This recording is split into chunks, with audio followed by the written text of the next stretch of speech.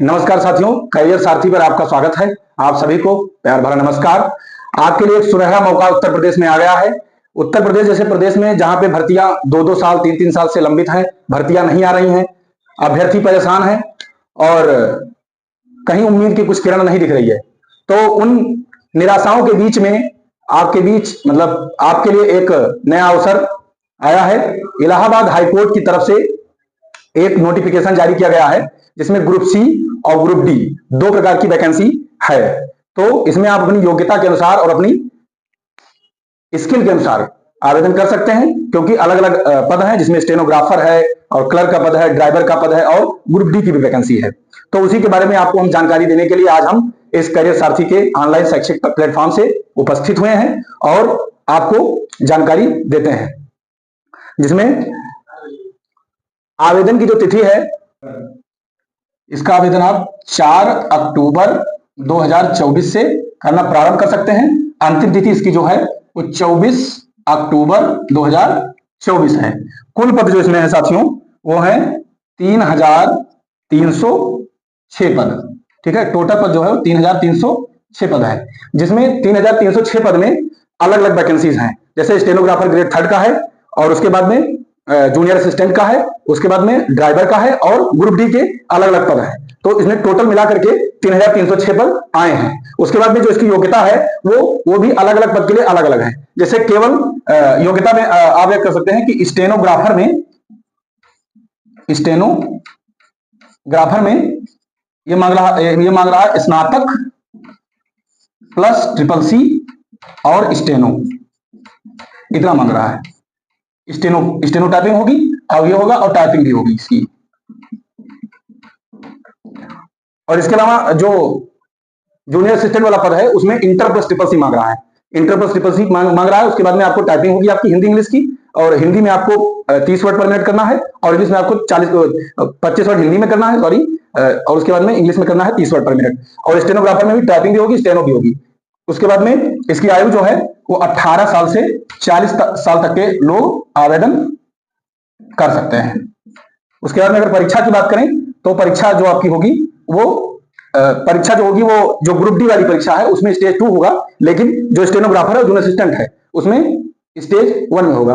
और बाकी जो इसकी विस्तृत जानकारी है वो इधर आपको दिख रही होगी, उसे आप ध्यान से देख सकते हैं। उसके बाद में अगर आपको विस्तृत जानकारी चाहिए तो हमारे डिस्क्रिप्शन बॉक्स में नीचे लिंक दिया गया है, उससे जाकर के आप विस्तृत जानकारी प्राप्त कर सकते हैं और अपनी शैक्षिक योग्यता और अपने स्किल के अनुसार आप ले सकते हैं, आवेदन कर सकते हैं। परीक्षा जो इसकी होगी वो कुल 100 अंक की होगी।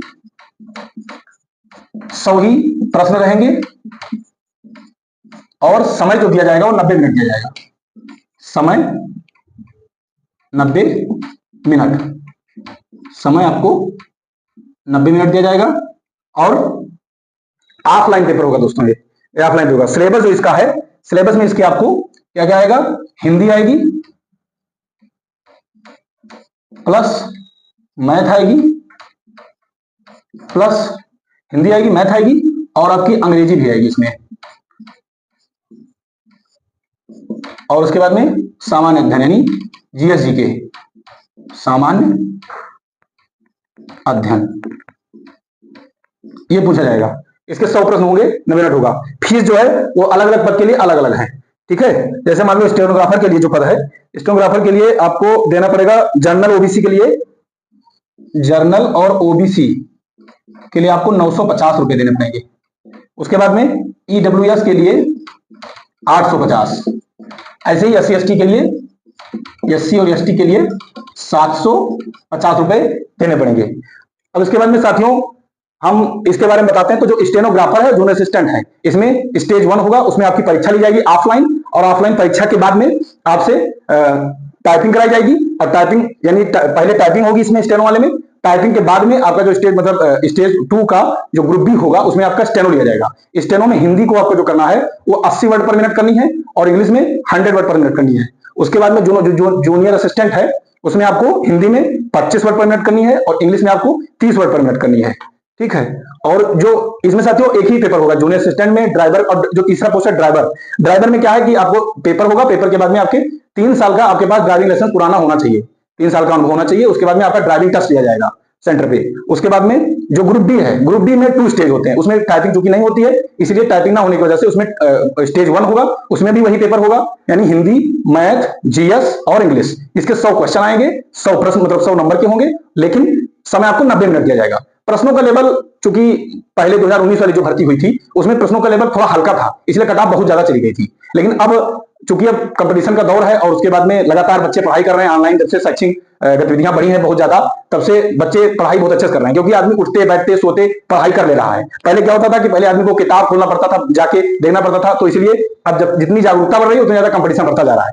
तो आपके लिए हम ये जानकारी इसलिए लेकर आए थे क्योंकि इस समय जो दौर चल रहा है, कहीं भी वैकेंसी नहीं आ रही, तैयारी करने वाले एकदम बिल्कुल परेशान है, हताश है, परीक्षा जो हो जा रही है 2-2 साल तक रिजल्ट नहीं आ रहा है। अगर कटाप उसका पेपर हो भी जा रहा है तो कटाप इतनी हाई जा रही है कि अनएक्सपेक्टेड, मतलब आदमी सोच नहीं सकता कि इतना ज्यादा कटाप कैसे जा सकती है, जबकि पढ़ने वाले लोग मेहनत कर रहे हैं।